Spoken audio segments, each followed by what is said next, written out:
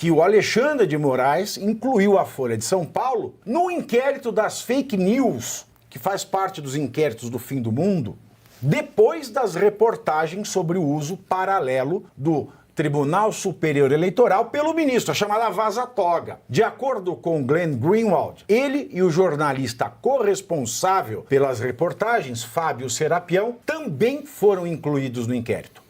Aí você vê a bizarrice de tudo isso. Ele não está fazendo o inquérito para quebrar a fonte de imprensa, para descobrir quem vazou. Se ele está fazendo um inquérito para descobrir quem vazou, quer dizer que isso é verdadeiro, que foi vazado. Agora ele quer incluir a Folha na fake news.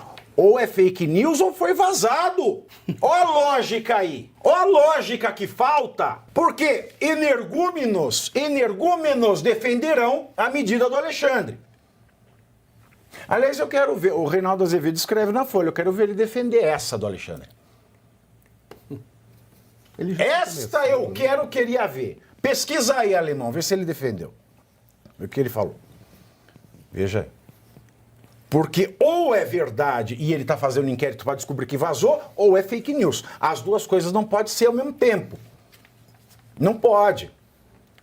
Aí tem outra coisa. Ele quer descobrir quem vazou. Então a gente sabe que é verdadeira porque foi a primeira coisa que ele fez. Né? É o famoso ato falho. Qual foi a primeira reação? É verdade, quero descobrir quem foi. E tanto é verdade, ele quer descobrir quem foi, que ele não ouviu. A Polícia Federal não está ouvindo estrategicamente nem ele, nem o Ayrton Vieira, que é aquele que gosta de usar da criatividade, nem o Marco Antônio Vargas, nem o segurança pessoal do Alexandre. Só o talha-ferro. Para vocês.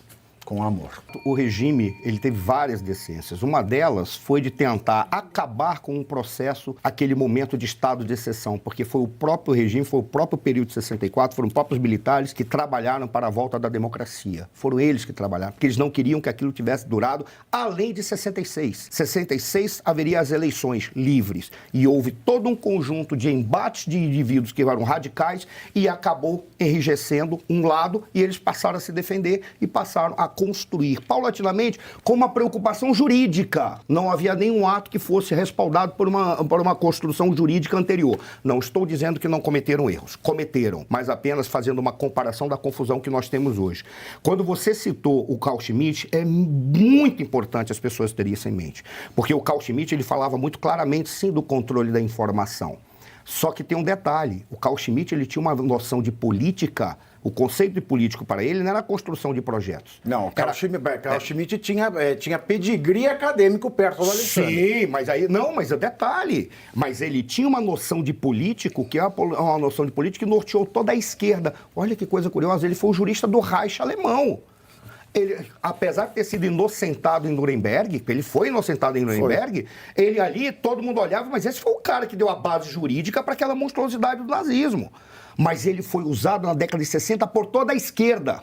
Exatamente porque, para ele, política não é a busca da convergência para produzir projetos coletivos. A política, para ele, é uma relação de amigo e inimigo. A esquerda olhava e dizia, mas cai como uma luva, porque a política é uma luta de classes. E tem uma classe que tem que ser extinta. Por isso, vale as estratégias violentas. Foi usada pela esquerda o Carl Schmitt. Agora, a Folha, ela está sentindo na pele algo que ela deveria ter visto muito antes, que a liberdade de expressão tem que ser plena e você não pode, em hipótese nenhuma, se contrapor. Porque tem um inimigo político, como diria o Carl Schmitt, a esquerda da década de 60 e a esquerda atual, você admitir que a voz dessas pessoas sejam caladas. E aí, para a Folha, e eu encerro, caberia, eu acho que o nome era um pastor luterano, eu acho que era Martin Niemöller, é isso daí.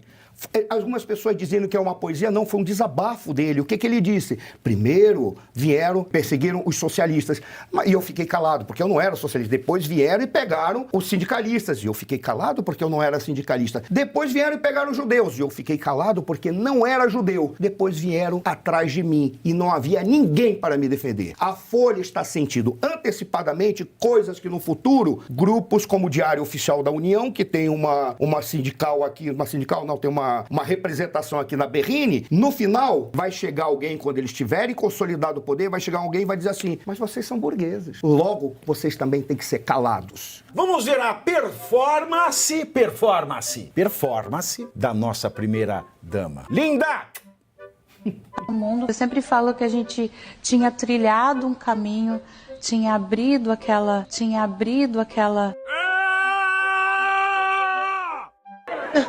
Que burro, dá 0 pra ele. Estudando 20 dias inglês.